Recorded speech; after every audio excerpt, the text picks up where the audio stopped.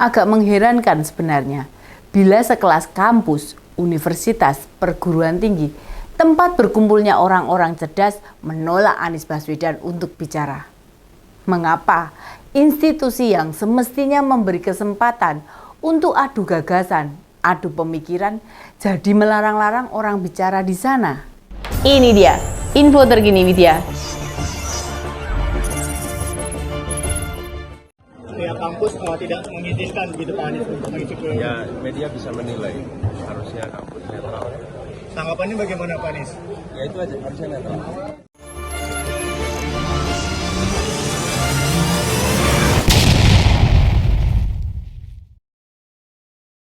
Kemarin, Capres Koalisi Perubahan dilarang mengisi sebuah acara di UGM.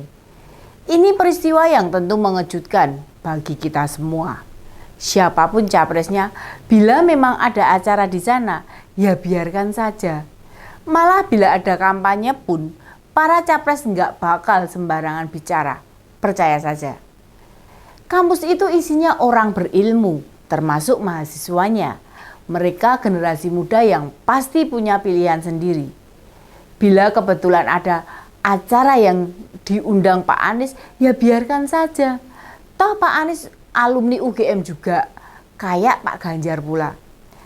Apa ini jadi penanda UGM tidak bakal pula mengundang capres yang lainnya? Bukankah dari 6 orang pasangan capres-cawapres, 4 orang lulusan UGM? Mereka yakni Pak Anies, Pak Ganjar, Caimin, dan Profesor Mahfud. Dan bukankah sebelumnya mereka pernah menggelar acara serupa dan hadir 3 capres sekaligus, walaupun waktunya tidak sama alias bergantian. Mbak Nana yang dari Narasi TV malah bilang 3 yang diundang itu kandidat capres dan berjalan lancar atau baik-baik saja. Kampus itu kan gudangnya orang yang berpendidikan yang tidak mudah ditipu, digiring, atau diarah-arahkan, apalagi hanya oleh capres.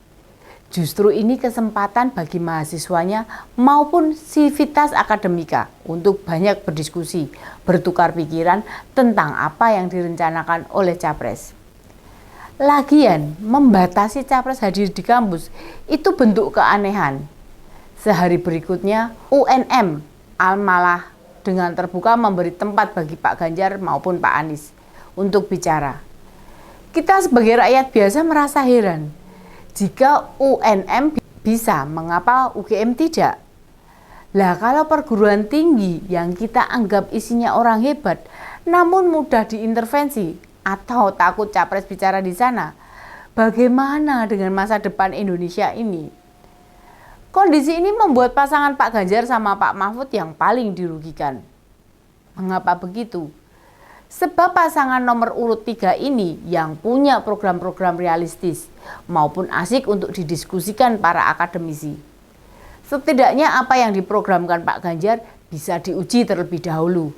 Apakah benar dibutuhkan rakyat, apakah bisa dijalankan, atau termasuk pula apa ada kolerasinya dengan yang dibangun pemerintah sebelumnya. Kalangan perguruan tinggi idealnya membuka ruang selebar-lebarnya, malah bisa disebut jadi panggung para kontestan pilpres bicara gagasan. Entah mau ditampilkan bersamaan, bergiliran, bisa juga beda waktu. Toh KPU sendiri sudah mempersilahkan para capres bicara di kampus. Bagi Pak Mahfud, ini kesempatan dirinya merasa kembali ke habitat atau lingkungan sebelum jadi pejabat.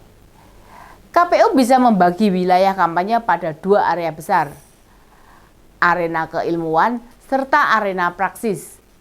Pada arena keilmuan, para capres tampil di berbagai kampus di Indonesia, dijadwal bergiliran, bekerja sama dengan Kemendikbud. Sementara untuk arena praksis, bekerja sama dengan parpol pendukung, bicara di hadapan rakyat dan menyampaikan visi misi menjadi pemimpin bakal seperti apa. Sudah selayaknya demokrasi Indonesia itu naik kelas, meningkat kualitasnya dengan lebih banyak memberi porsi, adu konsep, adu gagasan, bertarung ide. Sudah tidak zamannya lagi banyak-banyakan dukungan, serang-serangan di medsos. Bukankah capres yang mau maju kontestasi membawa mandat besar mensejahterakan rakyat Indonesia? Nah, konsep-konsep mensejahterakan itu yang butuh diuji, diperdebatkan, didiskusikan di ruang-ruang akademik. Tentu bertemu dan bersua dengan rakyat tetap diperbolehkan. Bagaimana mereka mau kita percaya berjuang demi rakyat bila gagasannya tidak pernah disampaikan di ruang akademik? Masa kita masih mau bertahan dengan model kampanye konvensional, mengandalkan rontek, poster, ataupun baliho? Bukankah media luar ruang sifatnya satu arah yang kontribusinya dalam mencerdaskan rakyat lebih terbatas?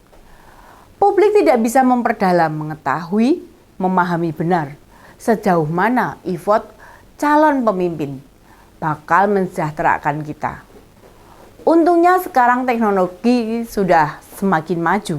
Banyak channel YouTube seperti Siwut ini menyebarkan informasi para kandidat. Sehingga sebagian dari kita bisa mengerti apa kelebihan dan kekurangan para capres itu.